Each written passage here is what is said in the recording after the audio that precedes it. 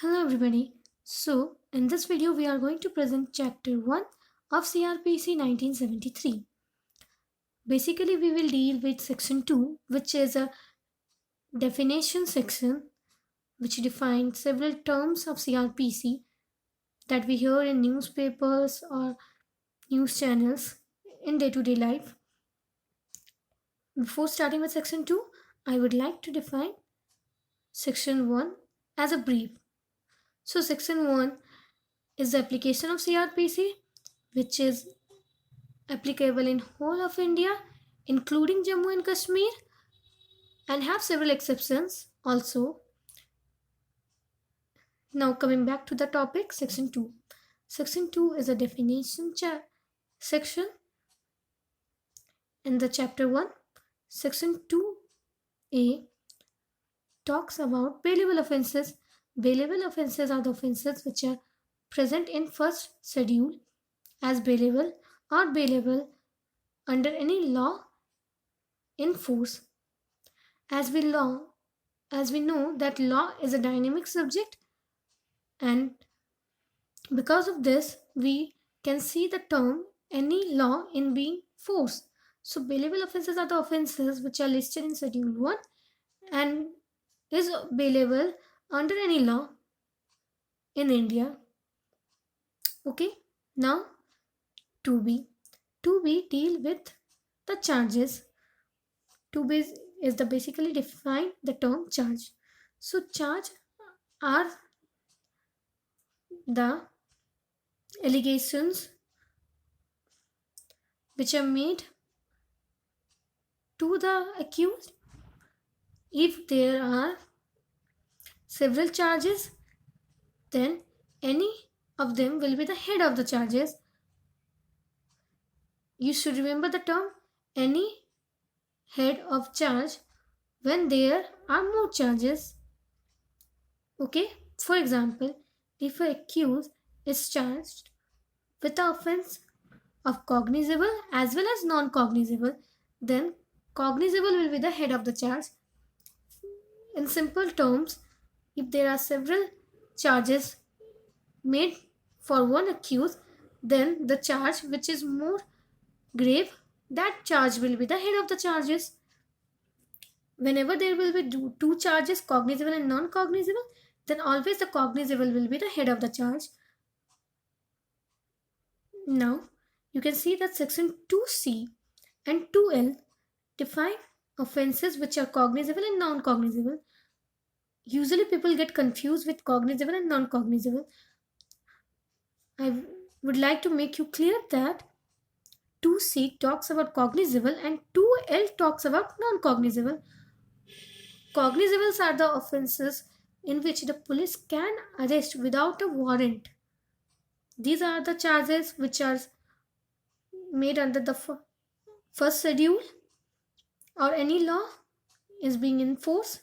So, for your basic knowledge, you should make it remember that cognizable offenses are the offenses in which warrant is not required for the police officers to arrest the accused, and 2L in which non-cognizable where the police officer cannot arrest accused without a warrant. And now 2D. 2D talks about complaint. Any allegation is known as complaint, but it do not include police report. It can be oral or written. It should be made in front of the magistrate. It should be made or it should be made to the magistrate who have the right to take action under this code. The magistrate should be from that place only, which is related to the complaint. Generally, the allegation can be made against a known person, unknown person, but that person should committed the offense.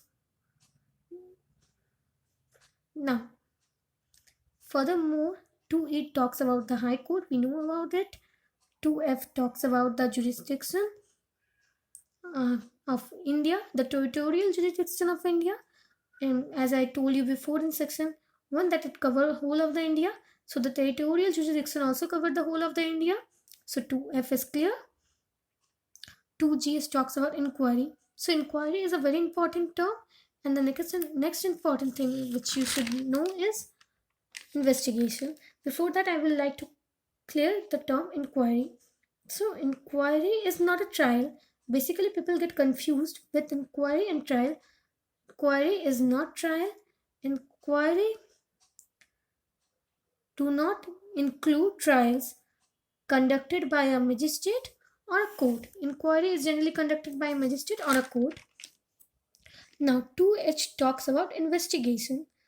As we see that 2G talks about inquiry and 2H talks about investigation. So investigations are the proceeding conducted under the code for collection of evidences, which can be conducted by a police officer or by any person authorized by the magistrate, but not the magistrate. The magistrate can authorize the person, but he himself cannot.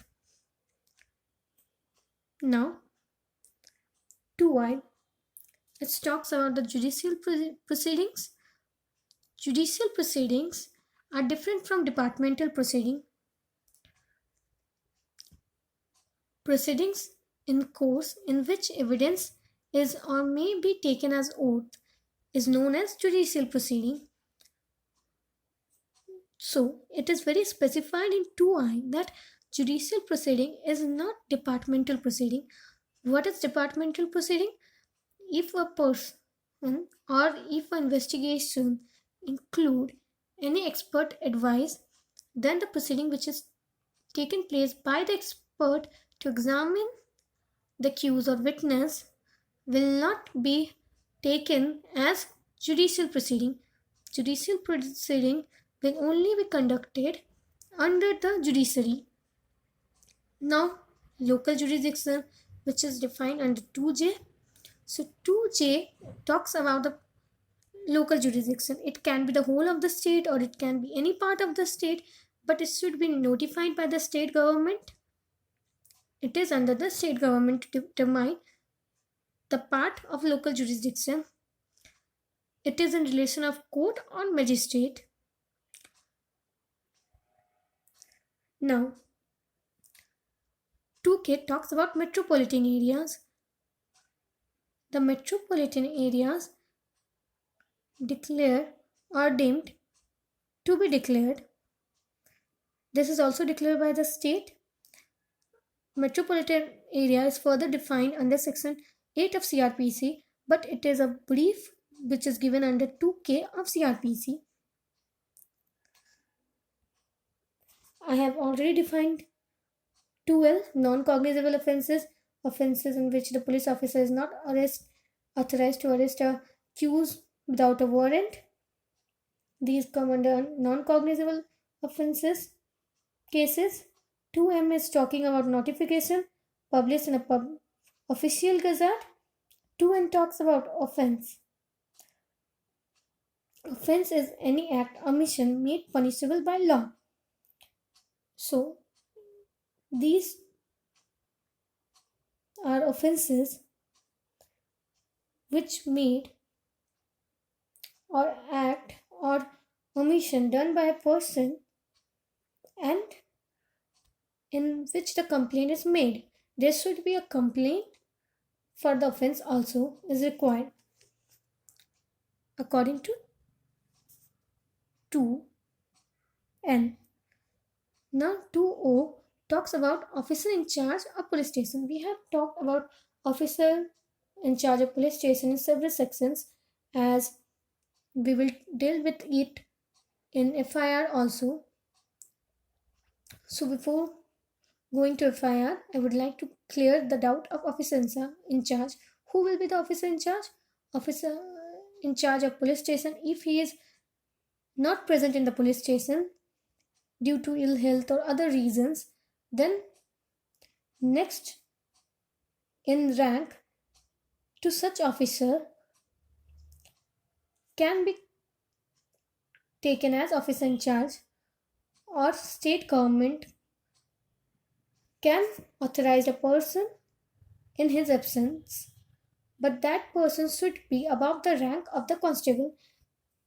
So, in basic, 2O talks about the officer in charge of police station. Officer in charge of police station is the office is can be a person if the officer in charge is not present.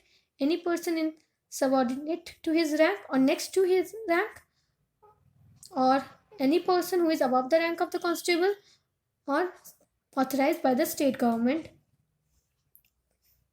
or any other police officer. Okay, so 2P talks about place. Now this is very interesting that place include house, building, tent, vehicle and vessels also.